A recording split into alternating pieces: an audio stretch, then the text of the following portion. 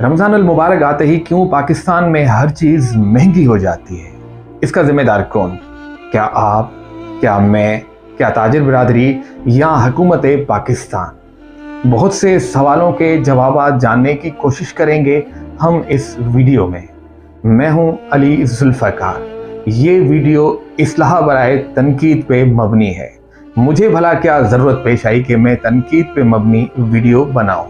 کہتے ہیں کہ جہاں آگ لگے وہاں ایک گلاس بھی پانی کارآمد ثابت ہو سکتا ہے میری اس ویڈیو سے کچھ بدلاؤ آئے۔ کہنے کو تو ہم سب مسلمان ہیں، کیا ہم نے دین کی رسی کو مضبوطی سے پکڑا ہے؟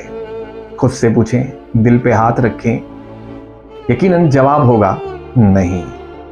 رمضان المبارک کا بابرکت مہینہ جس میں نیکیاں کمانے کا موقع ملتا ہے، پر ہم سب الٹ کرتے ہیں۔ میں اگر ٹھیلے پہ کھجور بیچوں گا تو ڈبل ریٹ میں، اس طرح چھوٹے سے چھوٹا، بڑے سے بڑا تاجر بھی منافع کمانے کے پیچھے لگ جائے گا، اور مہنگائی کا طوفان صرف رمضان المبارک میں ہی الٹ پڑتا ہے۔ اس مہینے میں مزدور کا کام کافی حد تک رک جاتا ہے۔ جب وہ عام مزدور شام کو دہاڑی نہ لگنے کی وجہ سے خالی ہاتھ گھر لوٹتا ہے، کیا وہ اپنے بچوں کے لیے ایک کھجور لے پائے گا؟ کیا روزہ افطار کرنے کے لیے فروٹ لے سکے گا؟ ہم سب یقیناً کہیں گے نہیں۔ کہتے ہیں کہ مسلمان کا بھائی ہوتا ہے، بھائی مطلب ڈھال۔ کیا ہم ڈھال بننے کی کوشش کرتے ہیں؟ اپنے دل سے پوچھیں، جواب آئے گا نہیں۔ تو مسلمان ہونے کا دعویٰ چھوڑ دیں۔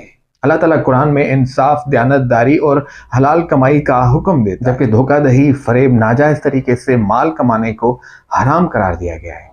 ابن ماجہ میں ہے کہ جو شخص مسلمانوں کے بازار میں قیمتیں بڑھانے کے لیے اشیاء روک کے رکھے، اللہ تعالیٰ اسے کوڑ اور محتاجی میں مبتلا کر دیتا ہے۔ اگر منافع خور منمانی کرتا ہے تو حکومت وقت کا کام ہوتا ہے کہ اس کو روکا جائے، پر پاکستان میں سب الٹ ہوتا ہے۔ عید کے دن قریب ہوتے ہی ٹریفک پولیس اور حفاظتی فورسز عیدی کمانے میں مصروف عمل ہو جاتے ہیں۔ جب آپ کی ریاست آپ کے ساتھ ایسا سلوک کرے تو عام بندہ ظلم، جبر اور منافع خوری تو کرے گا۔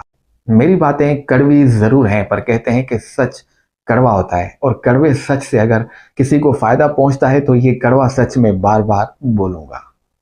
مجھے آپ سب کے ساتھ کی ضرورت ہے، میرا ساتھ دیں، اس طرح ساتھ دیں کہ اس ویڈیو کو لاکھوں لوگوں تک پہنچائیں تاکہ معاشرے میں کچھ بگاڑ ختم ہو سکے۔ اگلی ویڈیو تک علی ذوالفقار کو دیں اجازت، اس خیال کے ساتھ کہ آپ اپنا اور دوسروں کا خیال لازمی رکھیں گے۔